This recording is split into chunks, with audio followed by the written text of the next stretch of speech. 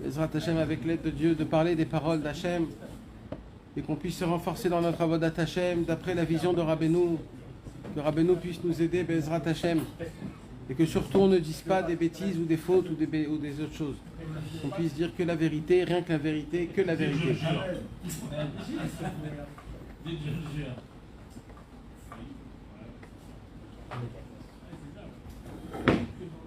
On a l'habitude d'étudier notre Torah, la Torah habituelle, Torah numéro 7. La Torah qui nous parle du Emet et de la Emouna et des conseils. Comment recevoir un bon conseil, comment se préserver d'un mauvais conseil. Au tout début, Rabbeinu nous apprend qu'on ne pourra pas sortir, qu'il y a dans le monde deux forces. Il y a Eretz Israël et Mitzrayim. Il y a Eretz Israël et l'Égypte. Comme l'Égypte, ça a été le premier pays dans lequel le peuple juif a été exilé, c'est devenu le pays dans lequel est devenu un symbole de tout le Chutz Laaretz. Il dit Rabbeinu Akadosh, quoi qu'il se passe, quoi qu'on fasse, on ne pourra pas être sauvé dans le monde futur, dans la Géoula, à la délivrance totale, tant que on ne se renforce pas dans la Emouna. Se renforcer dans la Emouna, c'est d'aller contre la logique, contre tout ce que le monde croit. C'est de faire comme le poisson, que le poisson, il nage contre le courant. Il faut savoir une chose, que dans ce monde-ci, tout ce qu'il y a dans ce monde-ci, c'est pour le libre arbitre. Tout ce qui se passe dans ce monde-ci, dit Rabbeinu Akadosh, tout, mais vraiment tout, c'est pour te remettre en question, est-ce que Behemet Hachem, il existe. Nous, on ne le voit pas, ça. Mais tout ce qu'il y a dans ce monde-ci, ça nous remet en question, sans qu'on le veuille, dans notre subconscient, est-ce que tout c'est Hachem, ou alors c'est l'être humain qui a une puissance dans ce monde. Et il dit Rabbeinu, et nous, constamment, on a l'obligeance de se renforcer dans la Emouna pour voir, grâce à la Emouna, un nouveau monde. Aujourd'hui, ce qu'on va étudier, mes amis, c'est l'impact qu'il y a quand un homme y vit d'après le Emet et la Emouna parfaitement. C'est ce qu'on va voir aujourd'hui. C'est-à-dire, aujourd'hui, on le sait. Pourquoi ? Parce qu'on a étudié que quand un homme, il a la Emouna, pour avoir la Emouna, automatiquement, on a la Tfila. Parce que la Tfila et la Emouna, ça va ensemble. Pourquoi ? Parce que si j'ai la Emouna, alors je prie Hachem. Si j'ai pas la Emouna, je prie pas Hachem. Donc la prière est un filtre. La prière est un test. Est-ce que tu as de la Emouna ou pas ? Si tu pries à certains points et certains points tu pries pas, c'est que dans ces points-là, tu n'as pas la Emouna. Sinon, tu aurais prié. Donc, la prière est un test pour te tester combien tu as de la Emouna et où tu as de la Emouna. Il dit Rabbeinu Akadosh, et quand un homme y vit d'après la Emouna, qu'est-ce qui se passe ? Il découvre une nouvelle vie. Qu'est-ce qu'il découvre ? Des miracles. Pourquoi il découvre des miracles, il dit Rabbeinu ? Parce que quand un homme, il n'a pas de Emouna, même ce qu'on voit, mes amis, ça dépend de comment on croit les choses. On regarde ce qu'on veut voir. Et on comprend ce qu'on voit, ce qu'on veut comprendre voir. Vous connaissez la fameuse histoire où il y avait une personne qui faisait qui donnait un cours, et il a voulu prouver à ses disciples qu'en vérité, on ne voit pas tout, mais on voit ce qu'on veut voir. Et qu'est-ce qu'il a fait, le monsieur, pour prouver à ses disciples ? Il a dit à tout le monde qui était assis devant lui, regardez quelle heure il est. Et ils ont tous regardé l'heure. Alors maintenant, il leur a dit, je vais vous poser une deuxième question. C'est quoi la deuxième question ? Est-ce que vous avez une croix dans votre montre ? Avant que tout le monde regarde, il leur a dit, je vous interdis de regarder votre montre. Et là, personne ne savait dire, est-ce qu'il y avait une croix ou pas ? Et là, le monsieur qui donne le cours, il dit, mais il y a un instant, je vous ai posé la question, quelle heure il est ? Vous avez vu tous l'heure, donc vous avez vu votre montre. Comment ? Quand je vous dis que vous avez une croix dans votre montre, d'un coup, il faut que vous regardez la montre. Quoi, vous n'avez pas vu il y a un instant ? Un instant, vous avez vu votre montre. Pourquoi il faut que vous regardez encore une autre fois ? Apparemment, personne n'avait la réponse. Pourquoi personne n'avait la réponse ? Parce que quand tu regardes la montre, tu veux voir l'heure, mais tu ne vois pas ce qu'il y a à part l'heure. Donc en vérité, notre vision dépend de combien on capte dans notre cerveau. C'est quoi qu'on veut voir, et c'est quoi qu'on veut voir, c'est ça qu'on voit. Il y a une Torah que Rabbeinu il dévoile, que cette Torah, Rabbeinu, il a reçu du Baal Shem Tov. Où Rabbeinu il nous dévoile, l'œil voit énormément. Aenaim ro'ot kol azman. Les yeux, ils voient beaucoup, beaucoup, beaucoup de choses. Mais ce que l'œil amène au cerveau, c'est 1% de ce que l'œil y voit. C'est quoi qui fait qu'on voit, mes amis? Il dit Rabbeinu. Comment la vision se forme? Il dit Rabbeinu, c'est une lumière qui va, il tape, et cette lumière, elle revient. Ça veut dire quoi? Quand un homme, il regarde quelque chose, il envoie la vision sur la chose, mais ça ne suffit pas. Il faut que, dès que la vision, elle tape sur la chose, elle rebondit et elle revient dans les yeux, qui remonte au cerveau, et là, quand ça remonte dans le cerveau, j'ai l'indication, je vois la chose. Avant ça, je ne vois pas la chose. Il faut qu'il y ait un va et vient. Or yachar, or choser. Quand il y a le or yachar, or choser, la lumière qui va, la lumière qui vient, ça remonte dans mon cerveau, et dès que ça monte dans mon cerveau, j'ai l'information de ce que je vois. Mais si maintenant, je vous propose de regarder quelque chose, c'est quoi? Je vais vous faire montrer quelque chose qui est au-dessus de ma compréhension. Est-ce que je pourrais voir cette chose? Non. Parce que je vois que ce que je comprends. Je vois que ce que je me permets de voir. Je vois que ce que mes capacités de compréhension a des capacités de pouvoir voir. Pas plus que ça. Donc en vérité, notre vision n'est pas neutre, n'est pas subjective. Comme ça on dit subjectif? Non. Elle n'est pas, non, elle n'est pas objectif. Elle n'est pas objective. Pourquoi? Parce qu'en fait, c'est toi qui truques ta vision à travers ta connaissance. Plus un homme il a de connaissances, plus il va voir beaucoup de choses. D'accord? C'est comme par exemple de dire à un enfant quelle couleur de yeux a ton copain? Et là, l'enfant, il veut dire, je sais pas, moi. Et pourquoi il sait pas? Parce que jamais il s'est indiqué à regarder les couleurs des yeux, parce que c'est que les personnes qui sont plus âgées qui regardent ça. Mais comme lui, il regarde pas ça, donc il peut être avec son copain toute la journée sans voir c'est quoi la couleur des yeux de son ami, parce que ça l'intéresse pas de savoir.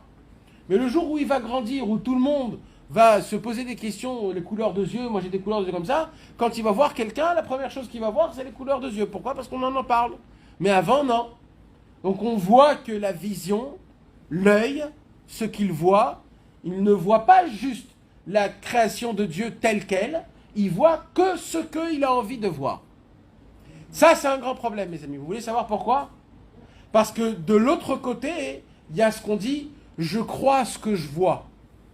Mais je crois ce que je vois, on vient de l'expliquer, c'est totalement faux, puisque tu peux voir que ce que tu crois. Donc tu ne peux pas dire je crois ce que je vois, parce que tu peux voir que ce que tu crois. Donc, si tu crois en Dieu, tu vois Dieu. Mais si tu ne crois pas en Dieu, tu ne peux pas voir Dieu, parce que tes yeux peuvent voir que ce que tu crois. Vous avez compris? C'est aussi simple. C'est un en retour de l'autre. Parce que la vision, c'est pas les yeux, c'est le cerveau. Les yeux, juste, ils voient, mais ils ne savent pas ce qu'ils voient. C'est le cerveau qui interprète ce que je vois. C'est de là où Rabbeinu il vient, et il nous dit, surtout, ne vous appuyez pas sur ce que vous voyez. Comment il nous dit ça, Rabbeinu? Il nous dit, Rabbeinu, ne croyez pas à ce que vous voyez. Mais comment c'est possible? Ce que je vois, c'est ce que je vois. Je ne peux pas changer quelque chose. Si je le vois de mes yeux, il dit Rabbeinu, non, parce que toi tu crois que tu vois ça comme ça, mais en vérité tu n'as rien compris. Où il nous dit ça Rabbeinu, par exemple, dans la Torah 282, à Zamra, qu'est-ce qu'il dit Rabbeinu? Il dit Rabbeinu, quand tu vois quelqu'un qui fait une faute, alors toi tu vas lui juger du bon côté. Ah bon, pourquoi? Il dit Rabbeinu, parce que toi ce que tu ne sais pas, c'est qu'il se cache en lui une bonté qui est énorme. Toi tu ne le vois pas. À un instant tu viens de voir qu'il a fait une avéra. Mais Il dit Rabbeinu, moi, je vois c'est quoi le juif. Et le juif, il est toujours propre. Et si tu vas le juger du bon côté, il va se passer quelque chose de très fort. C'est quoi? C'est que tu vas faire découvrir, tu vas mettre la relève au bien plus qu'au mal. Donc en vérité, tu vas t'appuyer, tu vas voir plus loin de ce que tu as l'habitude de voir. C'est quoi de voir plus loin? C'est de regarder au-dessus de ton cerveau. C'est de regarder avec le cœur, mais pas avec les yeux. Aujourd'hui, tout le monde regarde avec le cerveau, sauf les enfants. C'est pour ça que les enfants, toujours, ils font, nous on appelle ça des bêtises. Qu'est-ce qu'ils font? Il prend un verre, il renverse en bas, il dessine, il casse, il met du sel dedans, après il met du chocolat, après il met de la mayonnaise. Il fait des essais. Les enfants, ce sont des très grands professeurs. Pourquoi? Parce que eux, ils voient à travers le cœur. Eux, ils veulent faire des essais. Pour eux, renverser un verre, c'est toute une création. C'est une artisanat. Il veut voir comment ça ça coule, quelle forme ça fait, pourquoi ça fait une forme pareille et pas. Il essaye de mettre des couleurs. En fait, nos enfants, ce sont des vrais très grands professeurs. Parce que leur cœur est ouvert à tout. Pour l'enfant, tout est un apprentissage. Tout est un essai. Tout est une artisanale. Mais moi, l'imbécile, comme j'ai pas de cœur, parce que en fur et à mesure qu'on vit dans ce monde-ci, on perd la tmimout, on perd la simplicité, alors je commence à devenir ma tête. Et c'est quoi mon cerveau? C'est il faut pas. C'est important, c'est pas important. C'est en plus, c'est pas en plus. C'est tout. Et à travers ces bases-là, tout mon monde se crée. Alors il faut pas, je gagne pas, et c'est mieux ou c'est pas mieux. C'est que ça. Ça devient très très nul et très ennuyeux. Et malheureusement, moi, avec mes imbécilités, je vais faire quoi? Je vais crier à mes enfants que c'est eux qui sont tout jeunes, tout simples, tout bien. C'est moi qui vais leur dire pourquoi tu fais des bêtises et pourquoi tu fais comme ça, mais je t'ai expliqué 100 fois qu'il ne faut pas. Et l'enfant, il ne comprend pas. Il veut découvrir. L'enfant, il veut savoir qu'est-ce qui se passe, comment ça se passe. Parce que l'enfant, quand il regarde à travers le cœur. Mais quand on devient plus grand, on perd cette notion, et là on regarde à travers le cerveau. Et de regarder à travers le cerveau, encore si on aurait du cerveau kadosh, alors ça serait bien. Mais le problème, c'est que notre cerveau, il est complètement déchiré, et qu'il suffit que je parle d'un thème ou de quelque chose, ça va tout de suite vous amener dans des endroits où je ne veux pas que vous allez là-bas. Pourquoi? Parce que c'est toute une histoire de cervelle, du cerveau. Et c'est pour cela que c'est vraiment compliqué. Et il dit Rabbeinu, surtout ne vous appuyez pas sur la vision. Parce qu'en vérité, on ne voit pas. La vision n'est pas neutre.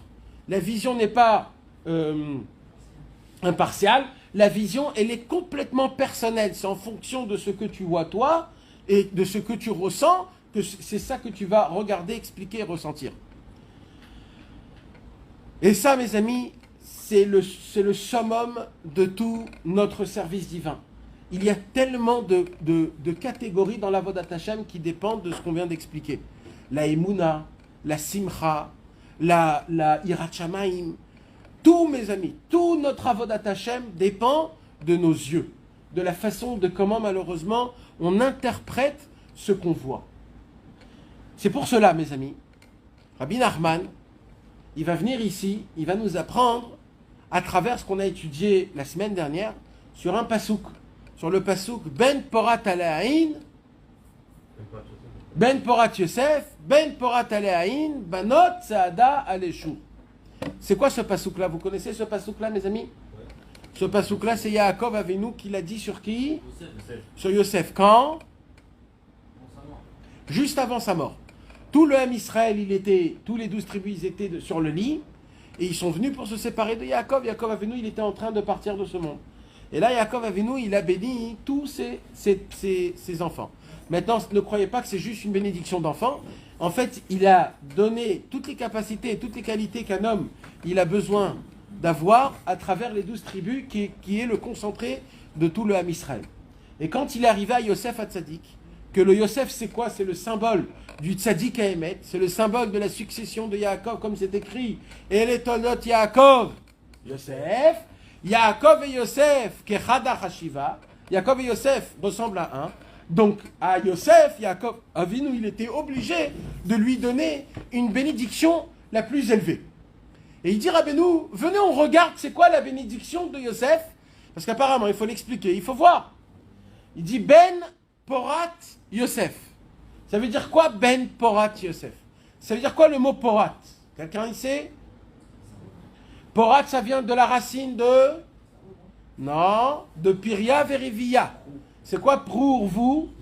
C'est d'enfanter, d'avoir des enfants, de se multiplier.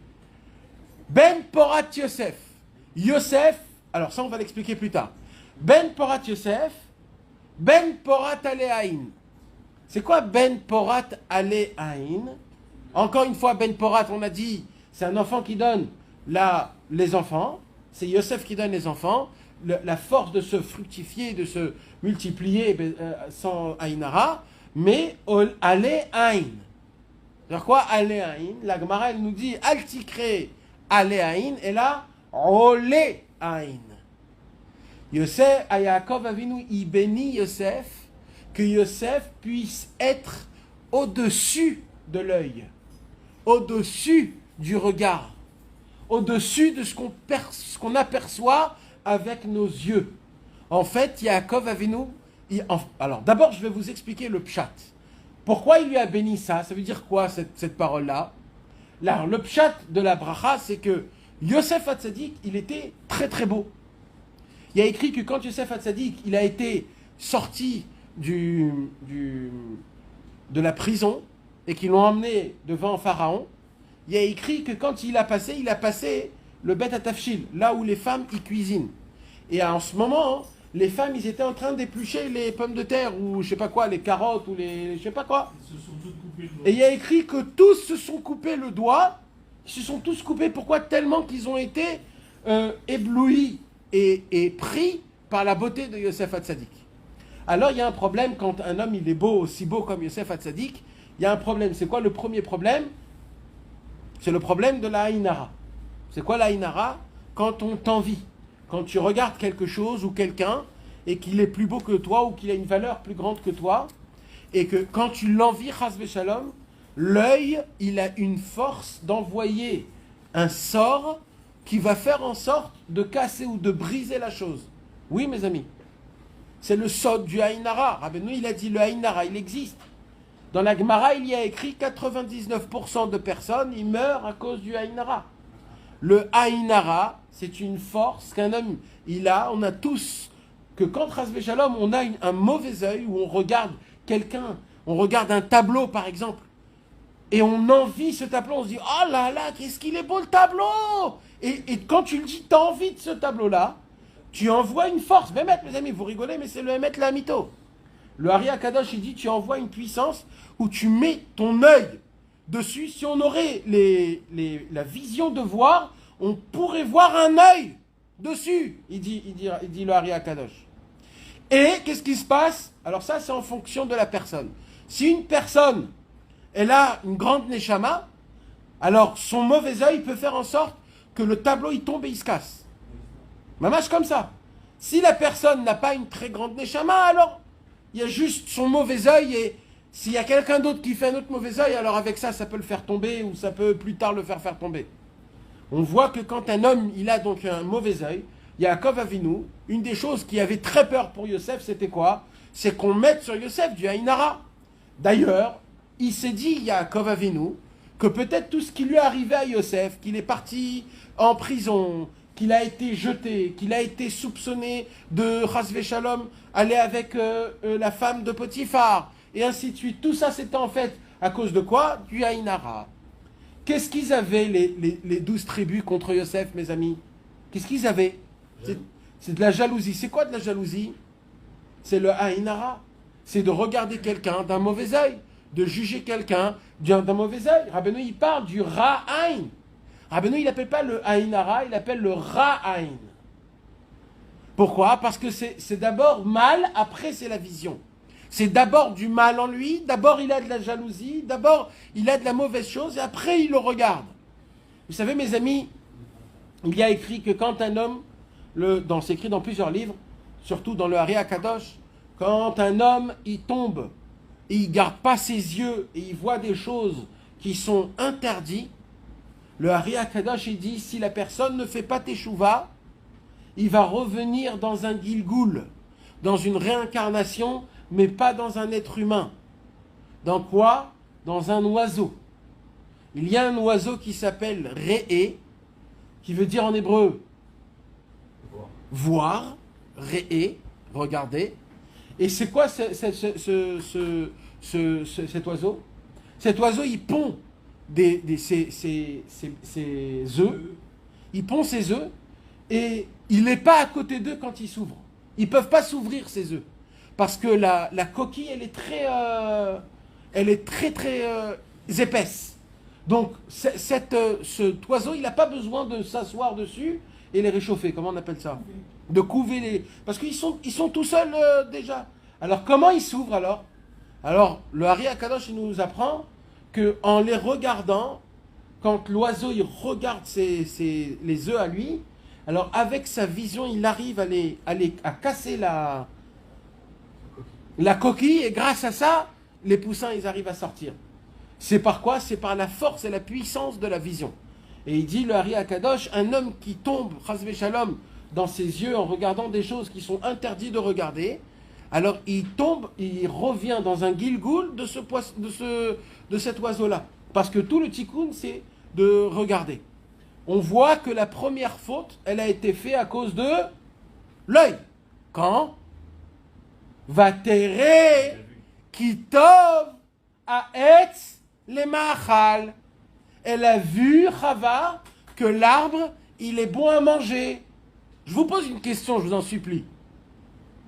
En voyant, tu sais si c'est bon ou pas? Ou en goûtant, tu sais si c'est bon ou pas le manger? En goûtant. Donc comment c'est possible que Vatere kitov lemachal, elle a vu que c'est bon? Comment ça se fait qu'elle a vu? Parce que mes amis, c'est ça le Hémet. Le Hémet, c'est qu'on mange avec les yeux. On a besoin que tout soit bon, tout soit beau. Et en plus, nous les Français, avec les plats culinaires et tout la restauration qu'il y a dans la gastronomie, la première chose qu'on te demande, c'est que l'assiette, elle a toute une histoire ou qu'elle soit beau. C'est jamais tu vas... Pourquoi? Parce que l'essentiel, c'est quoi? C'est que les yeux, ça soit... Tu manges d'abord avec tes yeux. Parce que le premier pgam, la première faute, elle a été faite comment? Par les yeux. De là, on apprend dans la Mishnah et dans la Gemara, il faut regarder, il faut d'abord se préserver avec les yeux. Parce que quand un homme, il garde les yeux, il ne peut pas tomber. Il ne peut pas tomber. C'est impossible. Parce que les yeux, c'est le premier... c'est le premier ustensile qu'à travers lui, chas v'shalom, un homme il peut tomber. C'est les yeux qui donnent le goût, qui donnent la salive, qui donnent tout pour créer en lui la sensation, dans tout. Mais, surtout dans le ta'avat niouf, surtout dans les passions sexuelles. Dans les passions sexuelles, dans toutes les ta'avot à ce sujet-là, on sait que le commencement du Pgam Abrit, qui commence à travers les yeux. C'est pour cela qu'Akadosh Baruch Hu, il a fait en sorte qu'on a la possibilité qu'on n'a pas la possibilité de rester sans bouger les paupiilles. Jamais vous vous êtes posé la question, pourquoi on bouge les paupiilles tout le temps? Les paupières. Pourquoi on les bouge tout le temps? Pourquoi on ne peut pas rester une minute sans aller bouger les paupières? C'est ça la raison. Le Zohar HaKadosh, il dit, c'est pour que tu regardes un peu moins dans ce monde-ci. Parce que chaque fois que tu éteins, que tu fermes que tu baisses les paupières, je sais pas ce que j'ai aujourd'hui, j'arrive pas, j'ai besoin, ouais mais aidez-moi les amis là, parce que là, vous attendez que je trouve le mot. Alors à chaque fois que Akadosh Baruch Hu, il fait en sorte qu'on regarde, on a moins de vision sur ce monde, parce que moins de vision qu'on a sur ce monde, plus on a de la vision dans le monde futur mamash. Je vous ai déjà raconté une histoire, mes amis, de Amram Hurwitz, le petit-fils de Rabbi Israël Ber Odesser, qu'un jour il était en voyage, peut-être à Ouman ou je sais pas où, en Amérique, ou il était en voyage dans un avion, et il s'est assis à côté de lui un juif athée, très, très important, très sage, avec un grand philosophe, etc., etc. Et comme le trajet du voyage était long, donc ils ont commencé à parler. Et ils ont commencé à rentrer dans le question, dans la réponse, dans le pourquoi, du comment, de la Torah, il faut pas, Breslev, c'est bien, c'est pas bien, et ainsi de suite, et ainsi de suite. Et Amram, lui, il parlait pas. Et lui, juste, il écoutait. Et en fin de compte, il vient, il lui dit quoi? T'as pas quelque chose à me dire? Tu veux pas prendre une part dans ta conversation? Alors Amram, il lui a dit, je peux te demander quelque chose la plus simple au monde, tout de suite, et tu verras que tu ne pourras pas le faire. Et cette chose-là que je vais te demander remettra en question tout ce que tu as parlé. Il a dit, ah bon? Il a dit, ouais. Il lui a dit, dis-moi c'est quoi? Il lui dit, ferme tes yeux pendant 10 minutes. Il dit après, il dit, c'est tout. Ferme tes yeux. Juste ferme tes yeux. Alors il dit, mais c'est très facile. Je le fais toutes les nuits. Je le fais quand j'ai envie de dormir. Il lui dit, non. En plein milieu de la journée. Là, on est là, en plein milieu, là, on est dans un voyage. Ferme les yeux, et au moment où tu vas fermer les yeux, déconnecte-toi. 10 minutes, on va voir si tu arrives. Il a essayé. Et au bout d'un moment, il n'avait plus de... Il lui disait, qu'est-ce que tu veux que je fasse après? Il lui dit, mais tu vois, tu n'as même pas la savlanoute de fermer les yeux. Vous savez qu'est-ce qui se passe quand on ferme les yeux, mes amis? Quand on ferme les yeux, c'est le plus grand avodat Hashem qu'on peut faire. Et ouais, vous ne savez pas ça, mais c'est le Hémet. On a la possibilité de servir Hashem juste en fermant les yeux. Qu'est-ce qui se passe quand on ferme les yeux, mes amis? On se déconnecte de ce monde. C'est vrai ou faux? C'est quoi la connexion qu'on a avec ce monde? On pourrait dire les oreilles, mais c'est faux. La connexion qu'on a avec ce monde, c'est avec les yeux. C'est avec les yeux qu'on arrive à percevoir des choses. Bien sûr, il y a aussi les oreilles, mais encore plus haut, ce sont les yeux. C'est pour ça que les yeux, c'est le niveau le plus élevé qu'il y a dans notre tête. Après, il y a les oreilles, après, il y a le nez, après, il y a la bouche. C'est des niveaux. Qu'est-ce qui se passe quand tu fermes les yeux, mes amis? Quelque part, tu te dis, je ne peux plus avoir aucun contact avec ce monde. C'est ça ce que tu dis en fait. Donc, qu'est-ce qui se passe quand tu fermes les yeux? Tu te dis, Hachem, je suis complètement à toi. Donc, quand un homme, il veut philosopher, parler, est-ce que ça existe, est-ce que la Torah elle est comme ça? Quand tu lui dis, écoute frérot, ferme les yeux 10 minutes et on reparlera. Qu'est-ce qui se passe? Ça lui casse tout ce qu'il peut construire d'après la philosophie, ça lui remet en question, il ne peut pas supporter. Donc il est obligé d'ouvrir les yeux. Pourquoi? Parce que tant que j'ai les yeux ouverts, je maîtrise ma situation. Mais comme ce qu'on nous apprend à nous, c'est quoi? C'est qu'il n'y a que Hachem qui maîtrise la situation, donc automatiquement, on n'arrive pas à fermer les yeux. Je vous en supplie les frérots, faites-le, pas chez vous, faites-le dans votre travail, dans votre bureau, fermez les yeux 10 minutes. Vous allez voir combien c'est difficile. Je ne dis pas que vous n'allez pas le faire. Vous allez tous le faire. Vous allez réussir. Mais vous allez voir comment c'est difficile. Combien ça te gratte. Combien tu as envie. Tu dis, bon allez, c'est pas important. Et tu vas ouvrir tes yeux. Pourquoi? Parce qu'il y a un secret. Je ne suis pas prêt à me remettre totalement à Kadosh Baruch Hu. Parce que les yeux, c'est le plus important. Et ça, mes amis, c'est quelque chose de très important. C'est pour cela que Yaakov, quand il a béni Yosef, qu'est-ce qu'il lui a béni? Ben porat ale ain. Ça veut dire quoi? O altikre ale ain et là o le ain. Que tu sois plus fort que la vision, que tu sois plus fort que de ce que tu vois, de ce que tu expliques dans ta vision et que tu fais tout ce qu'on a à faire. Alors mes amis, ça c'est Bevadaï, ça c'est un point où on peut le comprendre. Mais maintenant, de le comprendre encore plus, et c'est surtout ça que Rabbeinu il veut nous parler, c'est le problème que malheureusement, mes amis, on a, et que malheureusement, pas beaucoup de gens ils veulent en parler.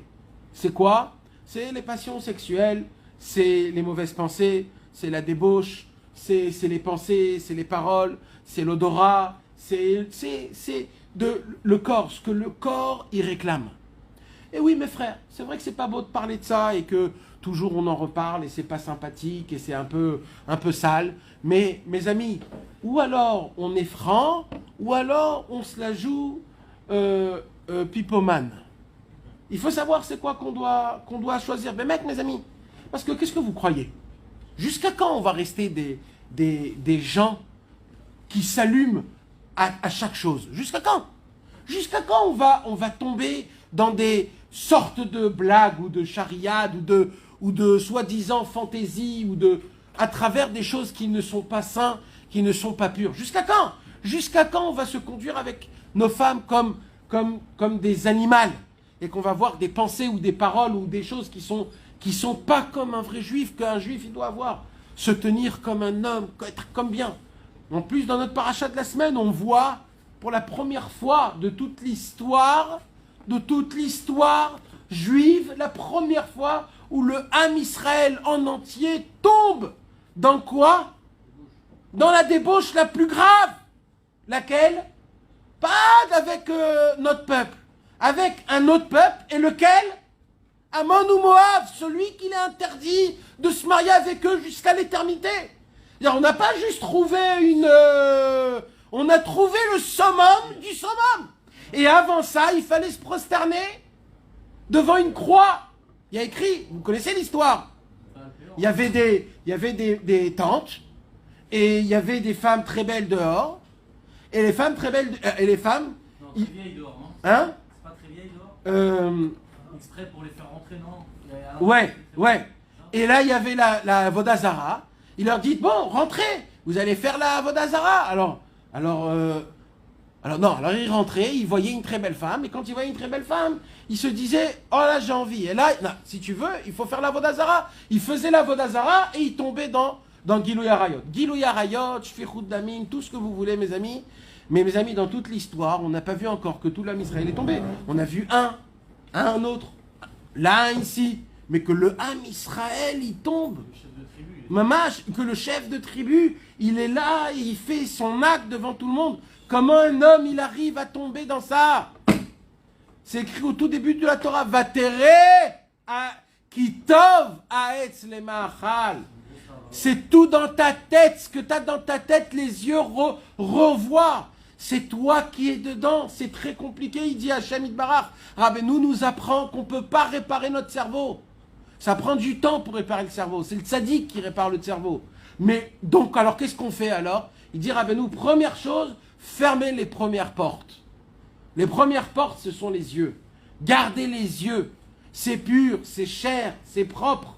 Quand on garde les yeux, on a la possibilité de voir des choses que personne d'autre peut voir. Nous, des fois, il y a des gens qui me disent, j'essaye d'étudier, j'arrive pas à comprendre. Vous savez, mes amis, pourquoi on n'arrive pas à comprendre la Torah des fois? Pourquoi on n'arrive pas à voir les secrets de la Torah? Pourquoi on ne découvre pas ce qu'il y a écrit dans le Zohar HaKadosh, dans le Likutei Moharan? C'est parce que malheureusement, les yeux qu'on a, ils ont été salis et ils ont été troués. Donc automatiquement, ma vue a baissé, ma vue spirituelle a baissé. Donc j'ai même pas la capacité de ce que moi je vois et j'étudie, quelqu'un d'autre ne pourra pas le voir et l'étudier. Malheureusement, c'est comme ça. C'est ça l'importance d'étudier avec beaucoup de chaverim. Pourquoi? Parce que chacun, il donne ce que quelqu'un d'autre ne peut pas donner. Donc grâce à ça, j'arrive à voir c'est comme un Masa ou Matan, c'est comme un business. Chacun, il donne son Nekuda Tova. Donc Rabbi Nachman, il nous apprend que le commencement de tout, c'est l'œil. À travers l'œil, un homme, il peut monter énormément, ou alors il peut descendre énormément. Comment, à travers l'œil, un homme, il peut monter énormément? Alors, il y a écrit plusieurs choses. Première chose, mes amis, c'est très important de regarder le Sefer Torah quand on fait la Hagba'a.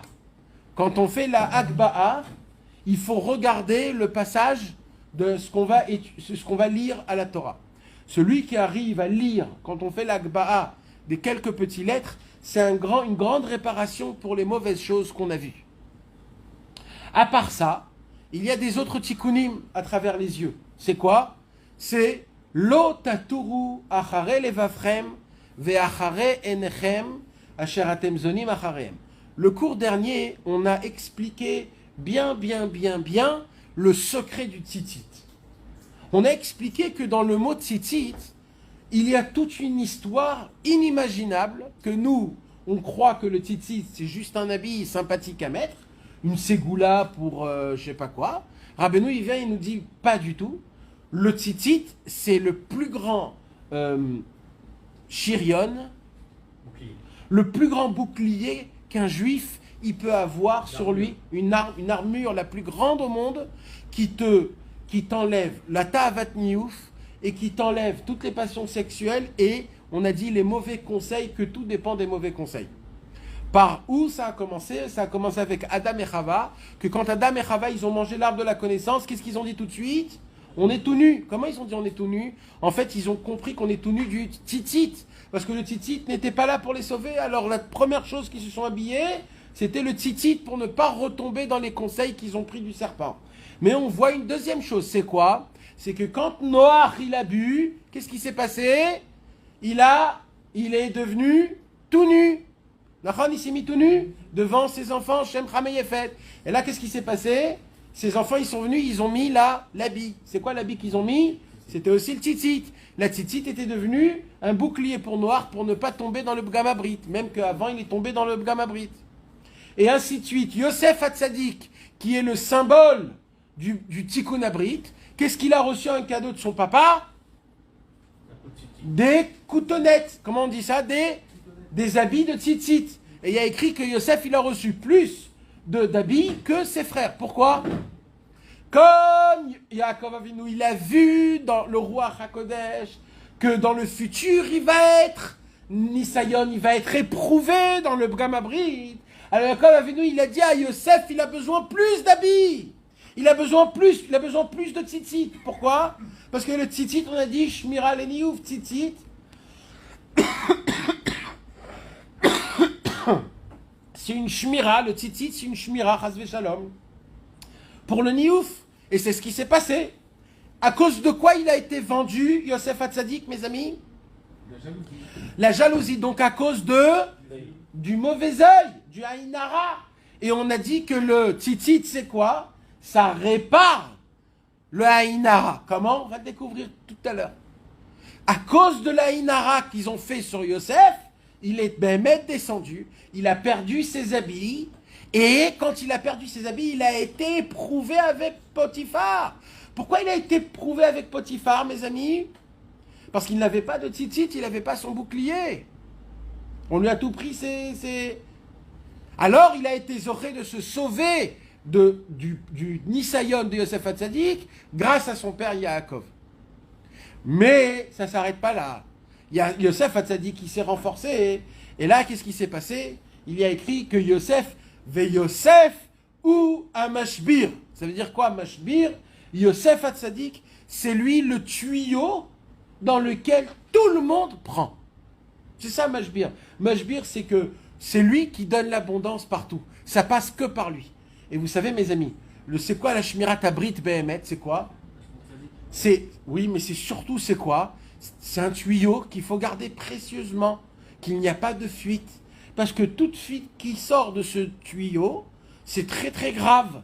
De la même façon que Yosef, il a gardé son brit, il est devenu le tuyau où c'est lui qui donne l'abondance et la parnassa au monde en entier. Parce qu'il a été chômeur dans le brit. Parce que le brit, c'est comme un tuyau. Mais au moment où un homme, chas v'shalom, il a des fuites dans son tuyau, à cause de ça, il ne peut pas recevoir son abondance, il ne peut pas être un tuyau à travers Akadosh Baruch Hu pour recevoir la parnassa, la shefa et la briout. Parce que de base, il y a des fuites dans ce tuyau. C'est pour cela que Rabbeinu, il vient et il nous dit, dans la paracha de Tzitzit, il y a comme par hasard, dans la paracha de Tzitzit, l'ordonnement de garder nos yeux. Ma Akesher. Ma Akesher, que dans la paracha des Tzitzit, va Omer Adonai Moshe lemor daber al bnei Israël amarta alehem ועשו להם ציצית. על כנפי בגדי מדורותם ונתנו על ציצית. הכנף פתיל תכלת והיה לכם לציצית. אלא אוריתם אותו וזכרתם את כל מצוות אדוני ועשיתם אותם.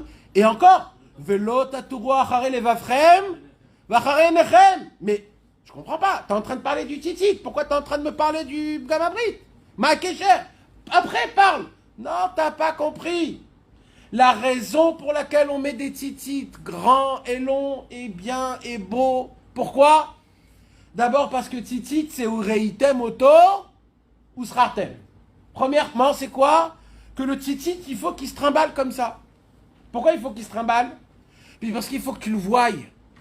Il faut que tu le voies, le tzitzit. Parce que quand tu regardes le tzitzit, il dit la Torah, tu te rappelles qu'Akadosh Baruch Hu, il est dans les quatre coins du monde et qu'il est là et que toi tu dois garder la Torah et les mitzvot. Mais en plus de ça, il dit Rabbeinu, et ça c'est un chidouche de Rabbeinu, en plus de ça, le tzitzit c'est une shmira mini ouf. C'est C'est une protection de toutes sortes de débauches. Et la preuve, c'est que là où on te demande de garder tes yeux, c'est la même paracha des tzitzit. Mais là, ce qu'on va étudier ce soir, mes amis, ça va encore plus haut. Ah bon? Où ça peut aller plus haut que ça? Il dit, Rabbeinu, dans Shir Hashirim, on dit Metzitz minacharakim. Dans le mot Metzitz, il y a le mot tzitzit. Ça veut dire quoi Metzitz? Vous savez, mes amis? C'est quoi Metzitz? Itzat tibo. Ani Metzitz arshav. Ça veut dire quoi Metzitz? Metzitz, c'est regarder en cachette. C'est regarder à travers un petit trou. C'est quand il y a une petite fissure, tu fais comme ça et tu essayes de regarder en cachette. Metzitz minacharakim, regarder à travers les fentes. Dans le mot metzitz, c'est le même mot que tzitzit. C'est quoi metzitz minacharakim? C'est de regarder entre les tzitziot. Metzitz minacharakim, il dit Rabbi Nachman, il faut savoir une chose. Quand un homme, il sait fermer les yeux, c'est à ce moment-là même que les yeux du cœur s'ouvrent. Quand les yeux ils sont ouverts, tu regardes ce que ton cerveau y voit. Et quand tu fermes l'œil, tu regardes ce que ton cœur y voit. Comme ça, il dit Rabbeinu. Dans la Torah numéro 65 du Likutei Moharan, Rabbeinu nous parle d'un travail qui est exceptionnel. Je ne veux pas parler de ça parce que c'est un autre concept, mais je voudrais prendre juste une petite aiguille de là-bas. Là-bas, il dit Rabbi Nachman, tout un concept à travers, quand Ras Veshalom, il y a des grands problèmes. Un homme, il souffre, il a des souffrances. Et il voit qu'il n'y a rien qui fait en sorte, et la personne, elle n'en peut plus, elle souffre. Il dit Rabbeinu quelque chose de très important. Il dit, des fois, il faut faire le bitoul. Il faut faire une annulation. Il faut complètement s'annuler. Et comment on s'annule? Comment? Il dit Rabbeinu, tu fermes les yeux, tu fermes complètement les yeux et tu te déconnectes de ce monde.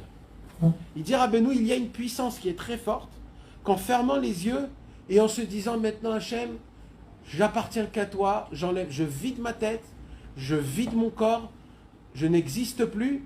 Il dit Rabbeinu, en fermant les yeux, surtout les yeux, en fermant les yeux, grâce à ça, on arrive à avoir cette puissance de plus avoir la sensation de la souffrance, Ras Veshalom. Pourquoi ça? Alors il dit Rabbi Nathan dans l'Ikouta Halachot, il explique dans des autres l'Ikouta Halachot, il dit Rabbi Nathan, un secret, c'est ce que je vous expliquais tout à l'heure. La chiza, l'emprise qu'on a dans ce monde, c'est à travers les yeux. C'est ça notre emprise. On n'a pas une emprise à travers l'argent, à travers les mains, à travers notre bouche. L'emprise qu'on a dans ce monde-ci, c'est à travers les yeux. Dans les yeux, mes amis, il y a tout. Il y a tout. Tout fonctionne à travers les yeux. Les yeux, c'est quelque chose de très, très, très, très puissant. Quand Ras Veshalom, mes amis, un homme, il voit quelque chose qui est interdit de voir, vous savez qu'est-ce qu'il fait? Il attire de cette chose-là une force qui va s'attacher à la personne, à ses yeux, et qui va créer une couche.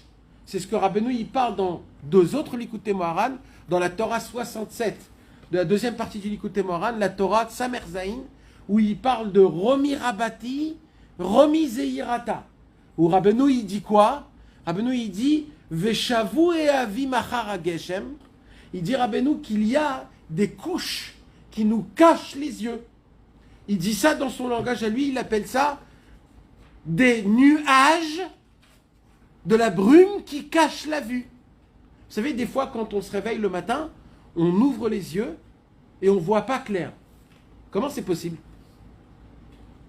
Comment c'est possible?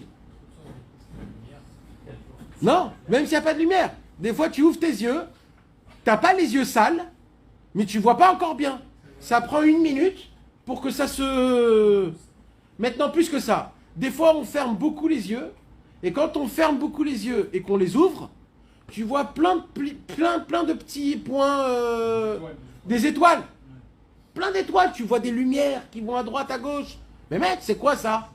Comment ça arrive quelque chose comme ça? Il dit Rabbeinu plus que ça. Si tu prends tes yeux et tu fermes tes yeux et tu es dorek, comment ça s'appelle? T'appuies sur tes yeux encore plus et tu les fais rentrer le plus possible. C'est un bitoul encore plus.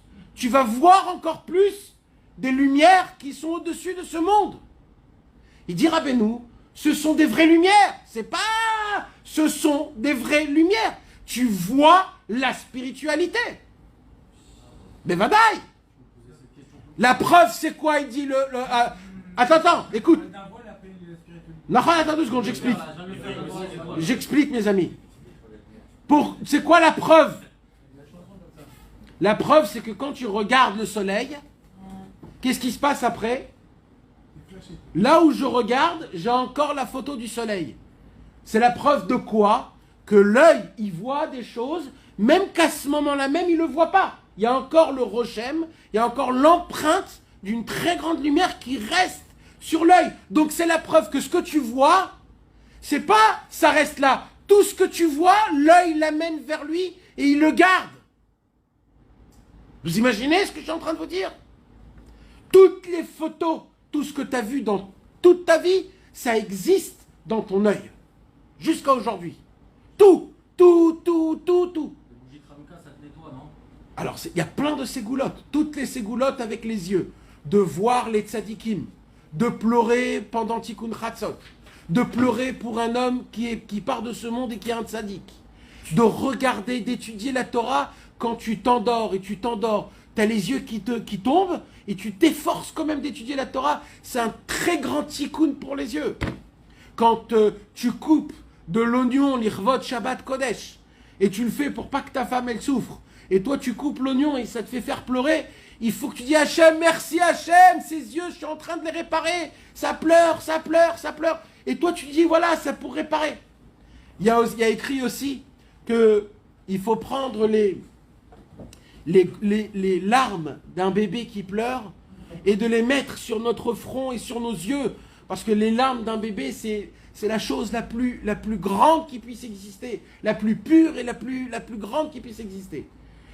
Une des choses pour lesquelles le mikvé, il répare tellement, il purifie tellement, il rend tellement nouveau, c'est quoi? Il dit Rabbeinu, dans le même Likuta Halachot de la Torah 65. C'est quoi? C'est que quand tu rentres dans le mikvé, tu fermes les yeux, les oreilles, la bouche et le nez, et tu n'as plus aucun contact avec ce monde. Ça s'appelle un bitoul.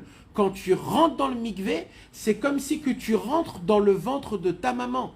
Mais dans Hachem, parce que dans le ventre de ta maman, tu es entouré d'eau.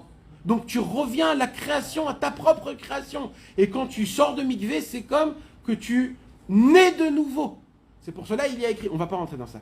En tout cas, mes amis, c'est une des raisons pour laquelle le mikvé, il purifie, c'est parce que on ferme nos yeux. Et on comprend que dans ce monde-ci, pour voir réellement, il faut fermer les yeux. Et le plus fort de tout, normalement, ce que vous devrez faire quand vous allez rentrer chez vous à la maison, c'est de prendre le Sipurim Asiyot, de lire le conte numéro 13. Le premier mendiant, Rabbeinu a dévoilé un secret où Rabbeinu il a dit, si je vous aurais dévoilé que le 13e conte et rien d'autre, ça vous aurait suffi et vous pourriez devenir tous des très grands tzadikim rien que par cette histoire-là. Et cette histoire-là, tout seul, c'est un chidouche comme il n'y a jamais eu de chidouche pareil. Et il dit quoi là-bas? Il raconte d'un homme, un vieux, ou ce vieux-là, pas un vieux, un mendiant qui fait de la mendicité. Et Rabbeinu, il nous raconte une histoire il était aveugle. Et il est venu et il a vu un garçon et une fille qui étaient perdus. Et il leur a béni. Et les enfants, ils ne comprennent pas. Comment tu es aveugle et tu marches, tu nous parles, comme si tu n'étais pas aveugle. Et là, il lui dit une parole exceptionnelle qui va créer un nouveau dans le monde. Un nouveau chemin dans le monde. C'est quoi? C'est qu'il existe des gens qui ont donné le guet à toute la vision de ce monde. Parce qu'il n'y a rien d'important de voir dans ce monde. Parce que ce monde est rempli de malheurs, est rempli de problèmes, est rempli de mauvaises choses. Et pourquoi salir mes yeux? Alors j'ai pris, il dit comme ça le mendiant, j'ai pris sur moi de me rendre aveugle de ce monde-ci. Mais en vérité, il dit, je ne suis pas aveugle, j'ai la plus grande vision du monde. J'ai la possibilité de... J'ai la askama, comment on dit la askama là?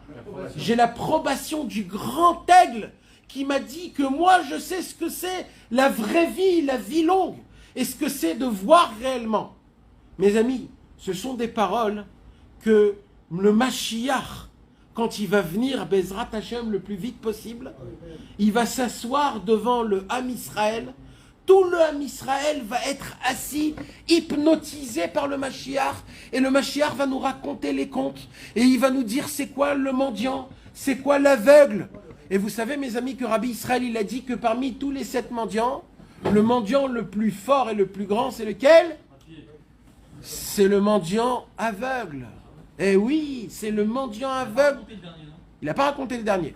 Mais le mendiant aveugle, c'est le plus grand de tous les mendiants. Imagine-toi, ça veut dire quoi? C'est les yeux. Les yeux, c'est le commencement de tout, c'est la réparation de tout.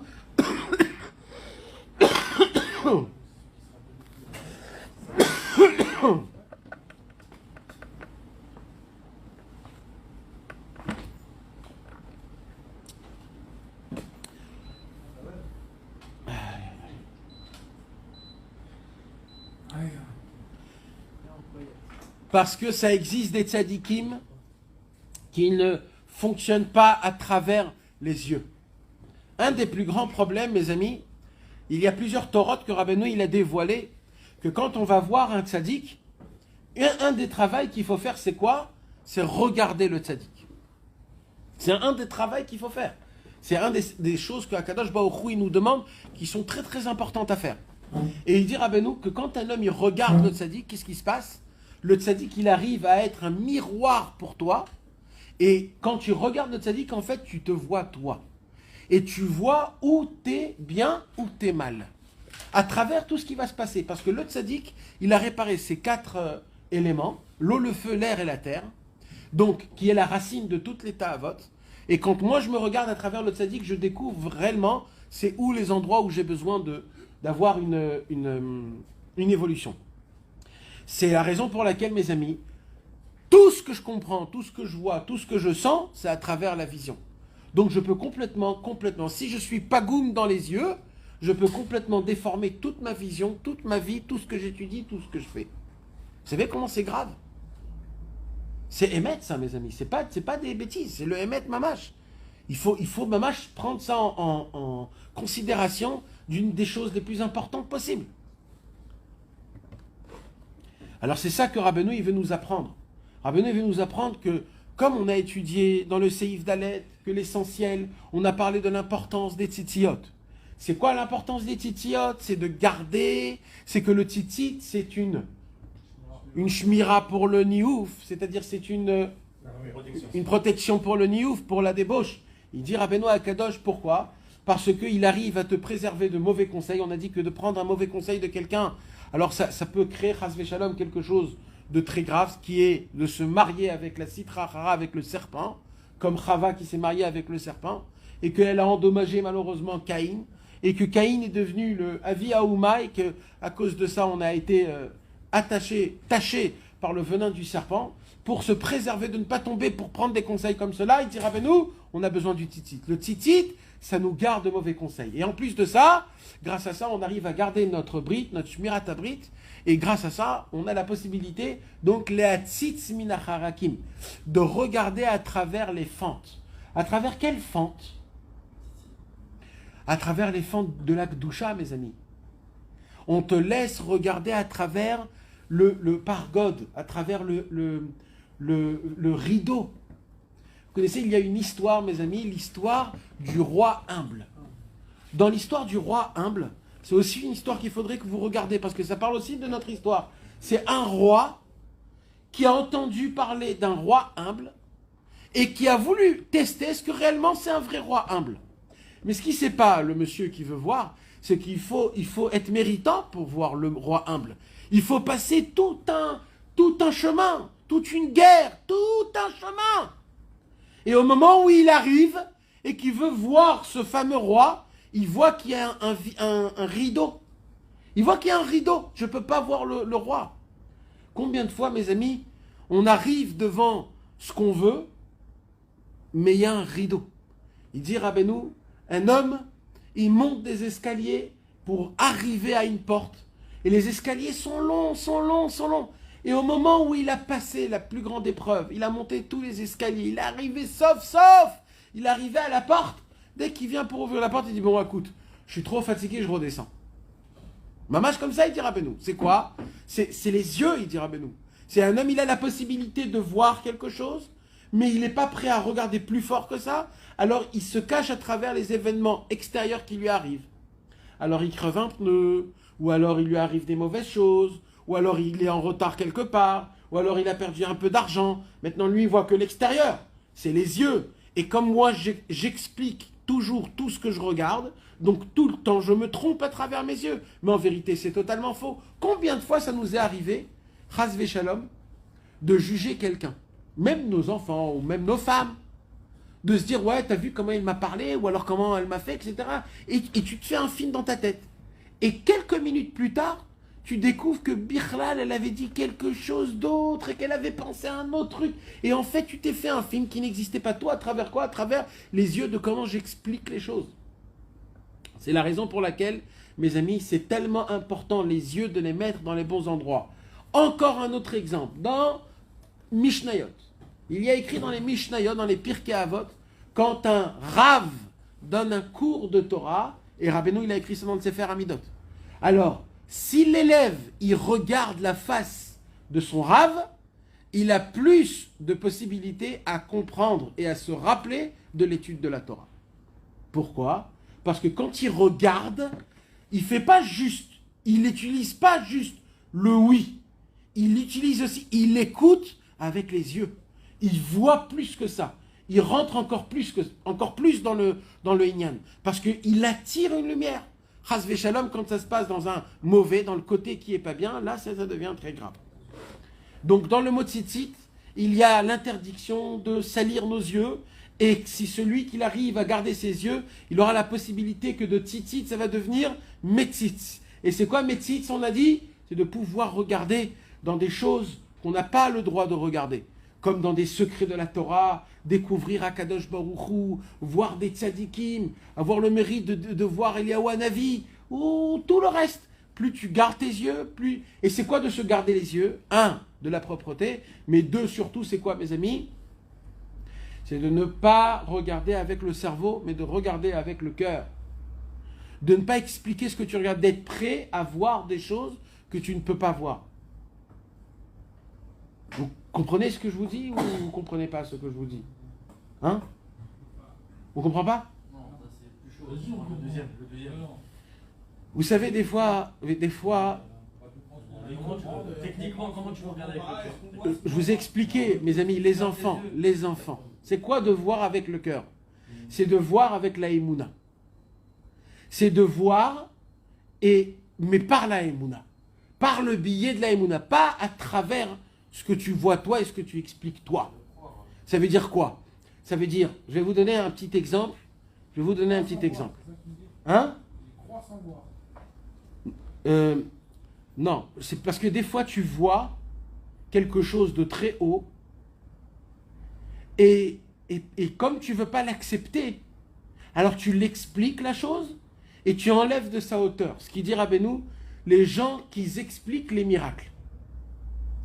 Il y a des gens, il dit Rabbeinu, parce que c'est aussi mamash notre paracha de la semaine de Balak et de Bilam. C'était quoi Balak et Bilam, leur inyan à eux? Il dit Rabbeinu, c'était des chayot raot, ils les appellent des bêtes féroces. Pourquoi c'était des bêtes féroces? Parce qu'ils avaient une seule chose dans leur tête.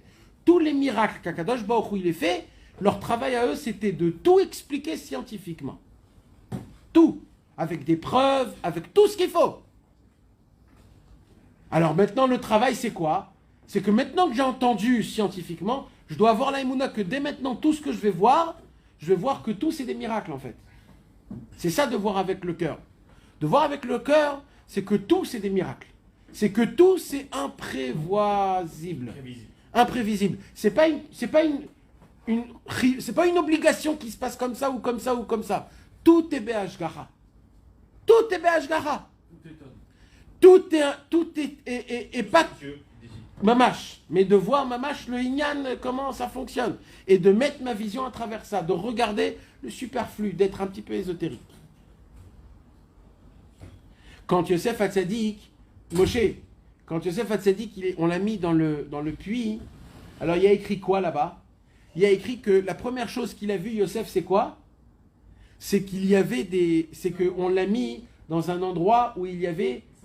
Non. Non. Et on l'a mis d'abord là-bas. Non, on l'a mis là-bas, mais après on l'a retiré de là-bas. Et on l'a fait passer d'un trou à un autre trou, d'un trou à un autre trou. Le pauvre, il a été vendu, jusqu'à où? Là où il y avait des mauvaises odeurs. Là, il y a des bonnes odeurs. Ah ouais, c'est pas Eh oui, il avait des parfums. avec des... Alors maintenant, regarde, c'est quoi de regarder avec le cœur? Hein? Il est passé par l'essence avant. Oui, mais en fin de compte, c'est par quel billet qu'il est allé? Il est allé avec la calèche où il y avait des parfums. Alors maintenant, regarde la façon de regarder avec le cœur et de ne pas regarder avec le cerveau. Regarder avec le cœur, c'est de capter la sensation que je suis autour de parfum. Et de regarder avec le cerveau, c'est de se dire, on est en train de me kidnapper, ça fait 6 fois que je suis en train d'être vendu comme esclave, ma vie, elle va être une catastrophe. Ça, c'est le regard avec le cerveau. Il fait des analyses, il fait des statistiques. Oui, d'une certaine façon. Non, pas un bras, non. Mais ça rentre dedans, mais c'est plus que ça, c'est-à-dire c'est une autre chose. Mais le Inyan, c'est quoi de Yosef Hatzadik? C'est que lui, il a su regarder ce qu'il faut regarder. Alors maintenant, tout le monde aurait pu voir, mais j'aurais pas fait attention. Le fait, c'est que lui, il a fait attention aux bonnes choses qui l'entouraient à lui. On a besoin des deux, parce que si on fait attention, si on fait attention que à nos sensations. Non, c'est pas des sensations, c'est des choses que tu vois. Avec ton cœur. Non, mais tu vois. Là, Yosef Hatzadik, il voit. Mais il ne faut pas voir comme un être humain qui calcule des calculs. Nous, on regarde et on calcule tout le temps. Il faut regarder comment un enfant, il regarde. Comme par exemple, un enfant, il peut regarder un arbre pendant 10 minutes. Vrai ou faux? Cette génération, non. Si. Ah, bon, on va parler des enfants qui n'ont pas encore le iPad et les Game Boy. Sans iPhone. Voilà, sans les iPhones, on va prendre des enfants. Ils peuvent regarder un arbre et dire, waouh, je vois plein de formes. Ou alors, ton fils, il peut dire, papa, tu vois un éléphant dans le ciel? Bah regarde, il y a un éléphant là. Et là, il y a un chien. Et là, il y a quelqu'un qui me voit. Des fois, nos enfants, ils se réveillent la nuit, ils disent, papa, je vois un truc ici. On va compter les carreaux de carrelage. Oui. Et là, tu vas dire, mais mon fils, mais tu vois quoi? Il n'y a rien. Maintenant, lui, il pleure. Pourquoi il pleure? Pas parce qu'il est dans un Béhémet, il voit quelque chose, Béhémet. Ce que moi-même, je vois. Mais moi, je n'ai pas la capacité d'interpréter ce que lui, il voit. Pour lui, ce qu'il voit, ça lui crée une sensation exceptionnelle, très grande et très forte. Par contre, moi, ce que je vois, comme dans ma tête, je me dis, l'imprévu n'existe pas, l'impossible n'existe pas. Donc, ce que je vois, c'est un rideau, c'est pas une tête. C'est pas rationnel. Et c'est ça notre problème. C'est que nous, on doit voir, mais pchitout, ouvertement. De s'arrêter, de regarder des fleurs, de regarder des pierres, de regarder comment ils sont faits. Parce que tout un Inyan. Alors ça, mes amis, on va le lire dans le Likutei Moharan, avec Rabbeinu qui va faire donc le lien avec le Tzitzit, la Shmira du Niouf et Yosef Hatzadik, que tous ces points-là, Rabbeinu, ce qu'il va faire ici, il va renforcer ce qu'il a dit la semaine dernière, où Rabbeinu, la semaine dernière, nous a dit que la Tzitzit, c'est Shmira Meniouf, et il nous a appris aussi que le Tzitzit, c'est quoi? Du fait que Adam Arishon lui manquait le Tzitzit, il est tombé, que Noach lui manquait le Tzitzit, il est tombé, et que Kenaan, le petit-fils de Noach, il lui a enlevé le Tzitzit, à cause de ça, il est tombé. De la même façon, quand un homme, il garde le Tzitzit sur lui, il est sauvé surtout des mauvais conseils et de la débauche. Là, Rabbeinu va nous donner encore plus une ochacha, c'est-à-dire une preuve, à travers les psukim qu'on va étudier, ce que je vous ai dit plus. Ils ont enlevé l'habit et il n'est pas tombé. Alors, le Midrash, il raconte que le petit-fils de Noach, le fils de Ham, qui s'appelait Kenaan, il a violé son papa, son grand-père, Noach. Et comment il a pu le violer? Comment? En lui enlevant le tzitzit. C'est pour cela que quand Shem et Yafet, ils ont vu ça, la première chose qu'ils ont fait, c'est de mettre tout de suite le tzitzit pour lui préserver de ça. Donc tu vois qu'au moment où on a enlevé le titit, la personne elle est tombée. C'est comme ça. Yosef Hatzadik, on lui a pris son titit, il a eu une épreuve en Égypte. Rabbeinu il dit, il n'y a pas de secret, c'est pas shoot, c'est pas shoot. Il lui a arraché l'habit là. C'est ça qui lui a arraché, ouais. Il lui a arraché cet habit. Il lui a arraché cet habit. Veze Bechinat, je suis dans le Torah Zayin, Seif Dalet, dans le deuxième Keta. Veze Bechinat Ben Porat Alein. Il dit Rabbi Nachman, voici ce qu'on a étudié sur le tzitzit, c'est du même niveau de ce que Yaakov Avinu, il a béni Yosef Hatzadik. C'est-à-dire quoi Ben Porat Alein? T'as un enfant qui va fructifier. C'est quoi Porat, mes amis? Alors sur ça, Rabbi Nathan, il dévoile, là, il dit Veze Bechinat Ben Porat Alein Bishvil Tzitzit. Pour le tzitzit. C'est la bracha que Yaakov Avinu il a fait à Yosef Hatzadik Ben Porat Alein, que Chas Veshalom, aucun mauvais œil puisse t'atteindre. Et quand il dit aucun mauvais œil, il parle ici de Yosef Hatzadik qui ne tombe pas du mauvais œil. Ça sera grâce à quoi?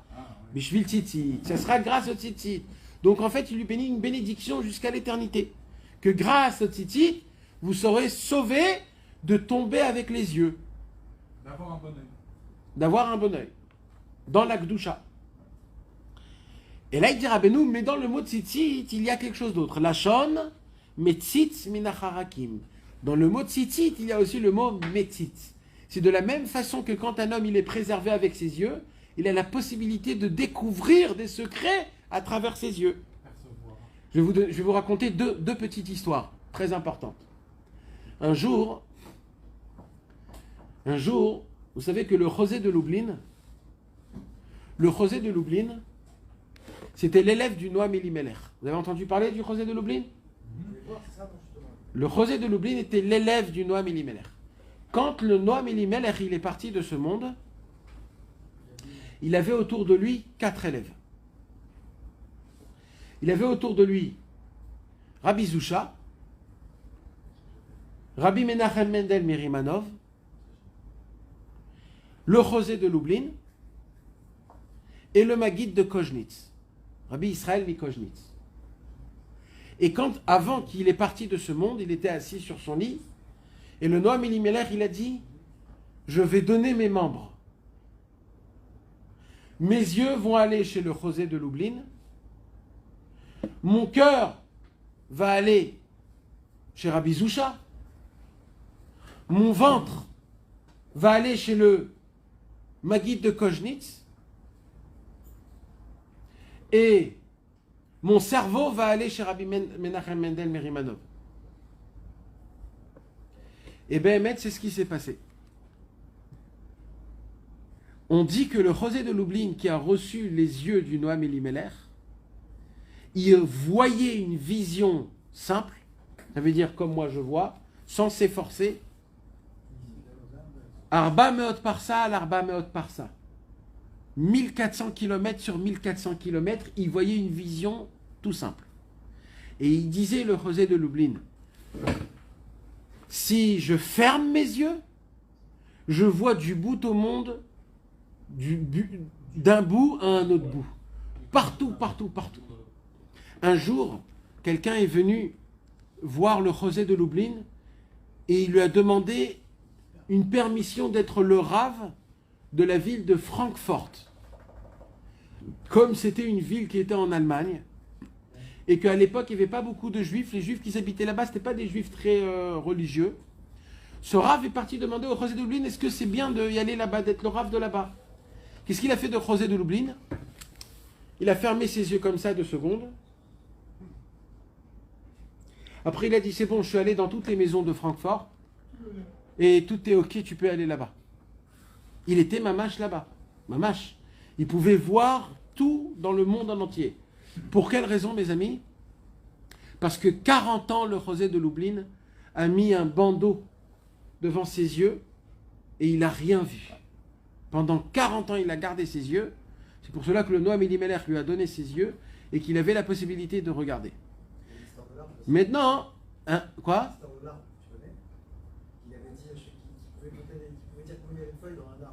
Alors il me dit, mais c'est impossible, je crois que c'est lui. Il me dit, c'est impossible, comment tu veux savoir combien il y a de feuilles dans un arbre? C'est très bien, c'est très simple. Ils ont dit, même nous, on ne peut pas compter combien il y a de feuilles. Donc, tu peux dire n'importe quoi, on ne peut pas contrôler.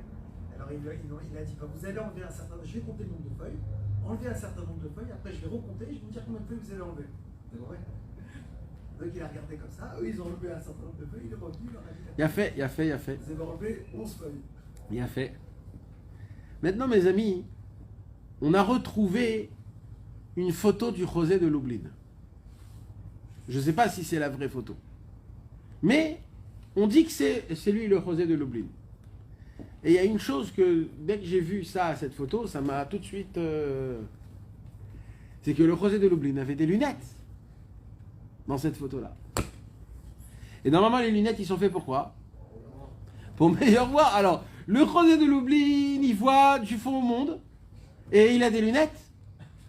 Il voit à 14 km. Et ouais. Alors, j'ai une autre histoire à vous raconter, et là, vous allez comprendre. Vous savez que le Maguid de Mezrich, l'élève du Baal Shem Tov, Rabbeinu, il a dit sur lui, tout ce que vous voulez raconter sur lui, tout c'est émet. Parce qu'il était tellement grand que toutes les histoires, ils peuvent être appliquées sur le Maguid de Mezrich. Tout ce qu'on raconte sur le Maguid de Mezrich, croyez, il a dit Rabbeinu. Même si c'est inventé, croyez, parce qu'il avait la possibilité de tout faire. Et le Maguid de Mezrich, c'est connu que aussi il avait des yeux qui pouvaient voir très très très très loin. Bien sûr, vous savez que le Noam Elimelech était l'élève du Maguid de Mezrich. Donc si l'élève de l'élève, le José de Lublin, il voyait tout ça, c'est que le Maguid aussi, il pouvait voir tout ça. Et le Maguid de Mezrich avait des lunettes. Un jour, on lui a posé la question au Maguid de Mezrich, comment tu as des lunettes et tu vois partout dans le monde? Il a dit, t'as pas compris. Je vois instantanément le monde en entier devant mes yeux. Je peux pas voir tout ça. C'est trop compliqué. Quand je mets les lunettes, il dit, le Maguid de Mezrich, ça me contracte et ça me fait voir ce que vous voyez.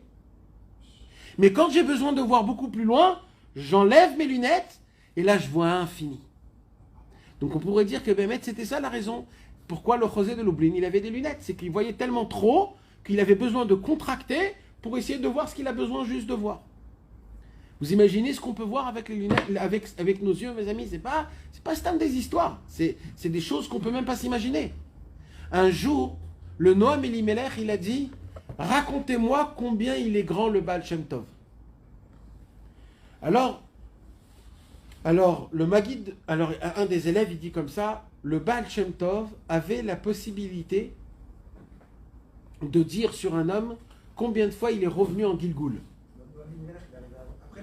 Ouais. Alors non, mais il a dit ça aussi, j'arrive à le faire. Alors ils ont dit, le Baal Shem Tov, il arrivait à te dire exactement ce que tu avais besoin pour ton Shoresh Neshama. Il a dit, moi aussi, j'arrive à le faire. Ils lui ont dit, le Baal Shem Tov arrive à arrêter le temps et à te faire croire, te faire perdre la notion du temps. Vous connaissez la fameuse histoire où il y avait un paritz, comment on dit un paritz? Une sorte d'une personne importante qui voulait faire du mal aux Juifs. Alors qu'est-ce qu'il a fait le Baal Shem Tov?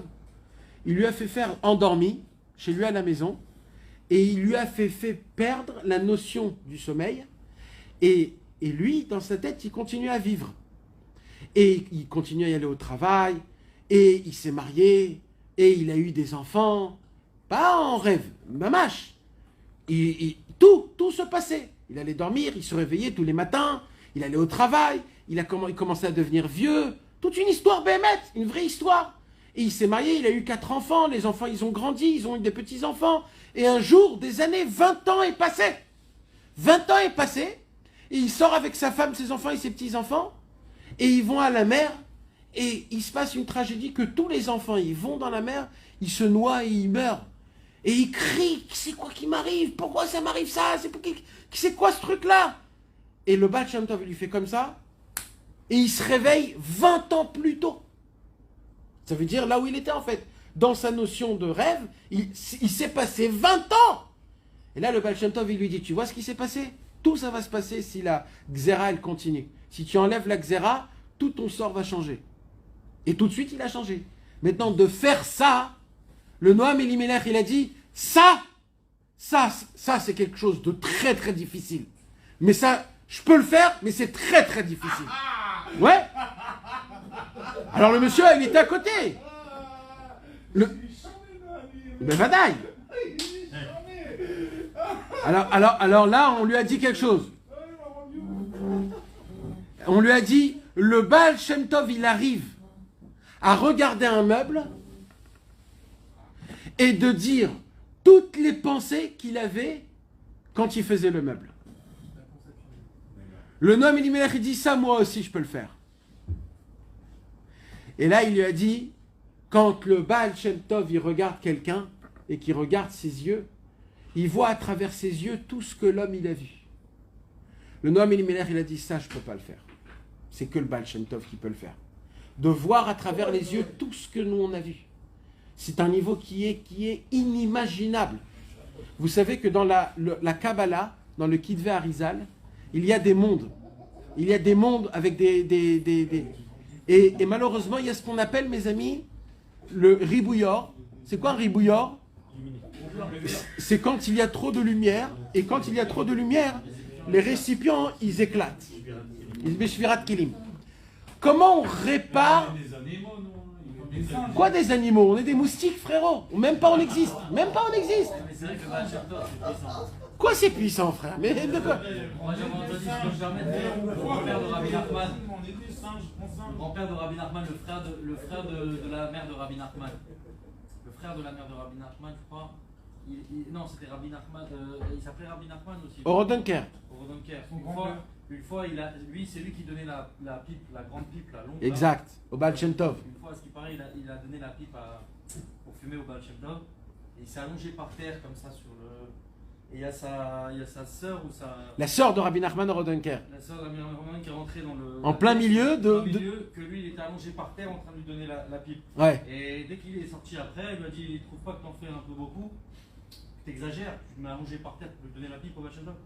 Il lui a dit, écoute, si tu savais ce que je sais sur le Baal Shem Tov, tu pourrais le prendre pour Akadosh Baruch Hu. Exact. Exact. Il a choqué. Il lui a dit, si tu savais ce que je savais sur lui, tellement sa grandeur, tu pourrais raser Shalom le prendre. Mais comme moi, j'ai du da'at, Ouais, comme moi, c'est ça. alors je sais que lui, c'est un serviteur d'Hachem. Mais vadaï. Nous, si on nous apprend c'est qui le Baal Shem Tov et le Magui de Mezrich et le Noam Elimelech, nous, Bémet, on perd la notion de qui est le créateur, qui est le Le Baal Shem Tov, c'est inimaginable. Bémet, c'est inimaginable.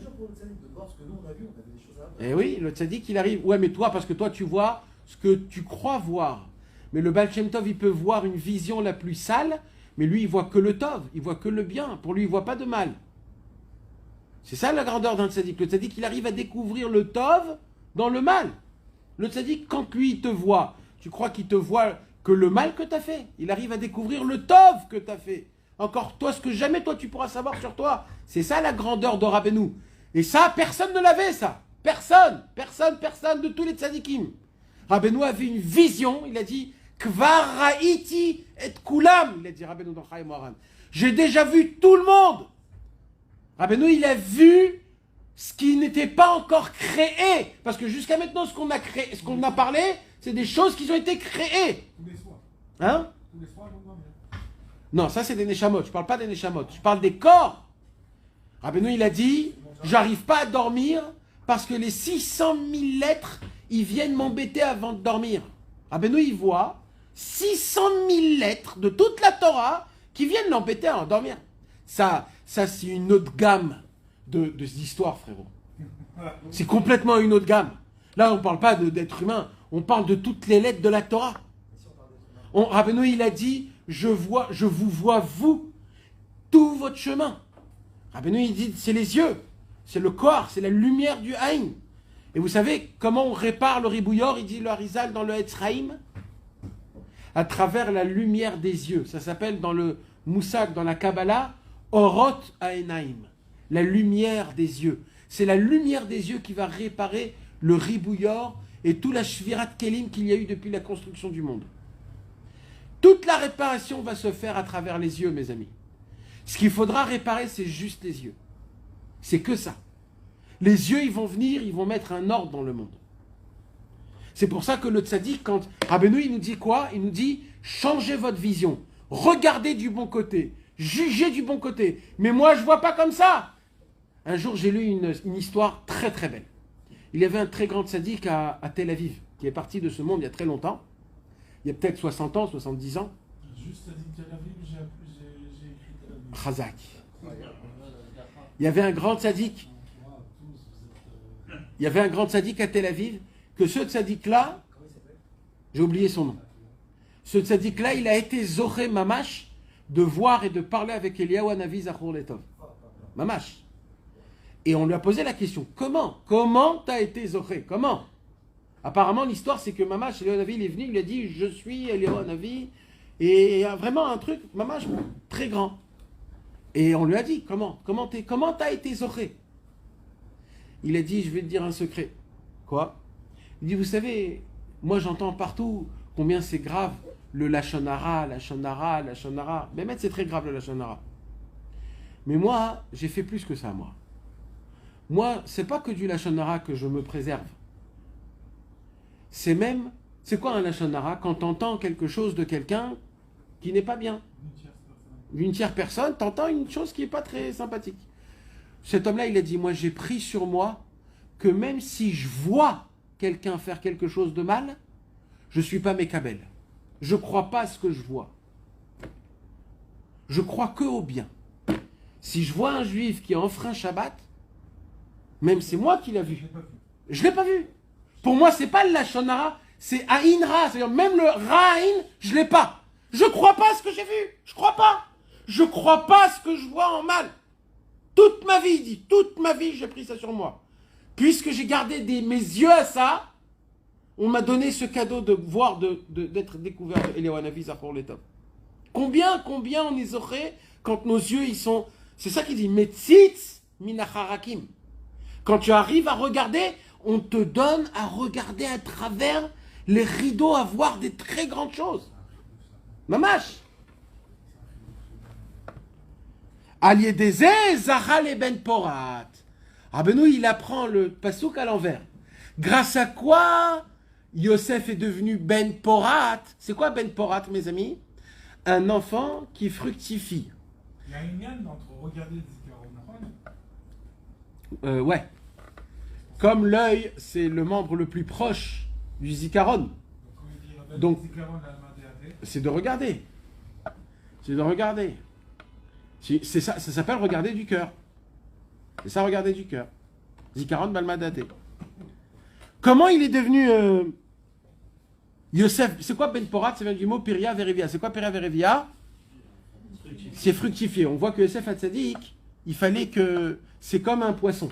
Le poisson, jamais on voit comment il accouche. Parce qu'il est gardé de l'œil. Et l'œil, c'est le Neged Ainara. Et c'est quoi fructifier d'après notre Torah, mes amis? C'est les conseils, des bons conseils. On a dit qu'un bon conseil, qu'est-ce qu'il fait? Il fructifie en toi. Chaque bon conseil, c'est pas un conseil, c'est plein de conseils.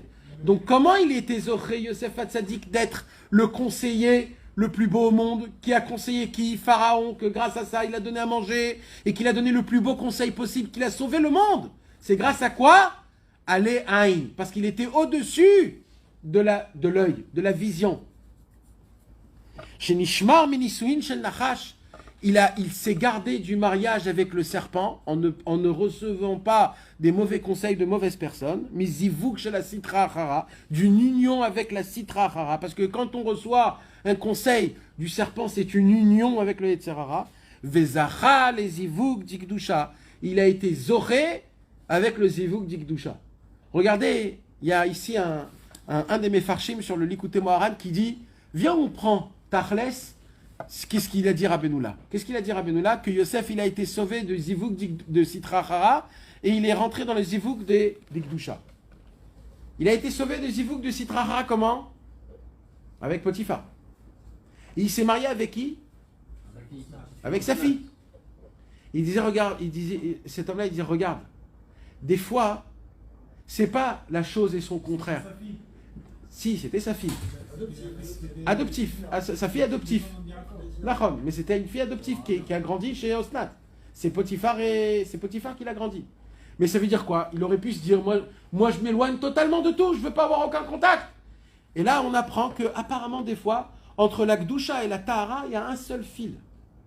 Parce que là, il appelle ça Mizivouk chez la Sitra Hara Nachash, les Zivouk d'Ikdusha. Ça veut dire là, on parle du summum de la sainteté et le summum de l'impureté. Et des fois, les deux, ils sont dans la même maison, ils mangent le même plat, comme Rachel et Léa, comme Rivka, comme Osnat, Mamash. Et des fois, nous on se dit non, moi je prends pas, c'est l'occasion, etc. Non, tu vois que des fois, c'est pas très loin. La chante Pérou vous vit. Car Aniouf, l'essentiel de la débauche, Taloui Baenaim dépend des yeux, qui Moshe Katouv, Shimshon Allah Chacharenav. Il a écrit quoi? Il a écrit que Shimshon Agibor, il est allé après ses yeux. Pourquoi? Parce que quand il a vu Dalila, qu'est-ce qui s'est passé? Alors, il a flashé, et Shimshon en étant un prophète. C'est quoi un prophète, mes amis? C'est de voir loin. Comment on appelle un prophète? Chosé. Un chosé. Chazon Yeshayahu. Chazon Osher. Il y a écrit Chazon, c'est un Chazon. C'est quoi Chazon? Comme le chosé. Chosé, c'est de voir. Donc un Shimshon, il avait des yeux purs. Il pouvait voir des choses très pures. Et qu'est-ce qu'il a fait? Il a vu des yeux. Alors c'est pas grave de voir, mais il est allé après ses yeux. Il a laissé ses yeux le conduire. Il s'est marié avec Shimshon, il a perdu sa force, il a perdu sa prophétise, les peuples juifs l'a dénigré, il est tombé très très très bas. Tout ça à cause de quoi? À cause de ses yeux. Vous savez que Shimshon fait partie des 2 ou 3 prophètes qui sont nés prophètes. Tous les prophètes, ils sont devenus prophètes. Shimshon, il est né prophète. Tu sais ce que c'est d'être né prophète et de tomber à cause de tes yeux, de ne plus avoir, c'est encore plus grave que tout dans le monde. Regardez qu'est-ce que les yeux, ils peuvent t'emmener, où ils peuvent t'emmener. Ou kmo shekatu velo taturu achare levavchem ve'achare nechem. Hein? Et lui ont crevé les yeux. Mida keneged mida. Il y a l'histoire de Rabbi Mathia ben Harash. Vous connaissez l'histoire de Rabbi Mathia ben Harash? Le Rabbi Mathia ben Harash, où on a voulu le tester du ciel parce qu'il gardait les yeux.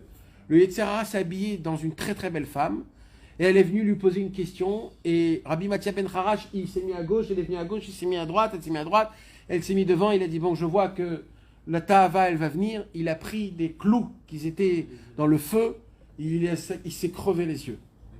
Et là, tout de suite, il est monté dans le ciel, le Yetzer Hara.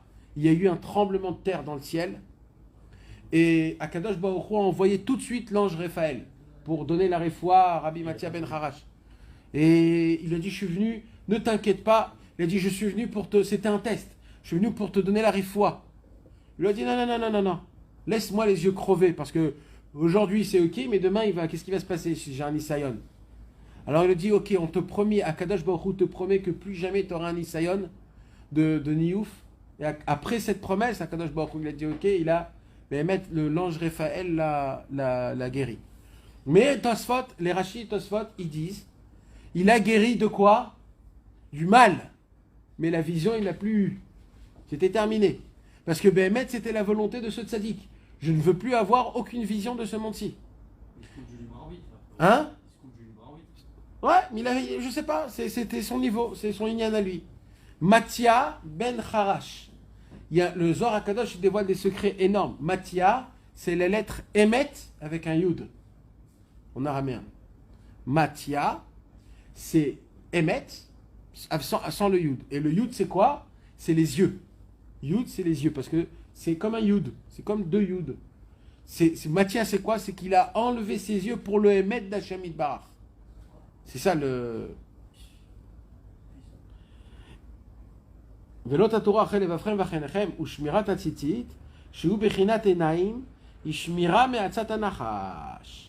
Quand un homme il est makpid sur le tzitzit et sur tout ce qu'il y a autour du tzitzit. Grâce à ça, il arrive à garder ses yeux. Et quand il arrive à garder ses yeux, il arrive à déconnecter, à détecter les conseils du serpent.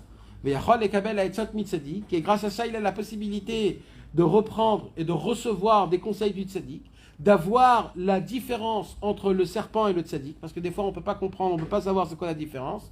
Chez Kulo Zera Emet, parce que les conseils du tzaddik, c'est 100% de vérité. Et tout ce que le tzaddik il te donne, c'est mamage du 100% de vérité. Donc en vérité, le tzaddik nous donne la force de pouvoir choisir un vrai bon conseil d'un mauvais conseil, s'attacher et d'être protégé du niouf et de tout le reste, de tout ce qui se passe, pour qu'un homme puisse avoir des bons conseils. Et alors, qu'est-ce qui se passe? C'est là où on revient. Quand je reçois des vrais conseils d'un tzaddik Emet, Kulo Zera Emet, grâce à ça, je m'attache à la vérité. Grâce à la vérité, grâce au Emet, je m'attache à la Emouna. Grâce à la Emouna, je m'attache à la Tfila, au Nissim et au Eret Israël. Et grâce à ça, quand je me renforce dans la Emouna, je sors de la Galoute vers la Géoula. Donc le premier pas qu'on a appris aujourd'hui, mes amis, c'est quoi? C'est d'être mechabed, la mitzvah du tzitzit et du talit. Plus un homme il est attaché à la mitzvah du tzitzit et du talit, ça lui donne à avoir des bons conseils, à s'attacher au tzadikim, à se faire graver la vérité dans nos corps, à avoir la emunat filanissim beret Israël, et grâce à ça, à sortir de la galoute pour arriver à la Géoula. Bezrat Hashem, Bimera, Beyamenu. Amen.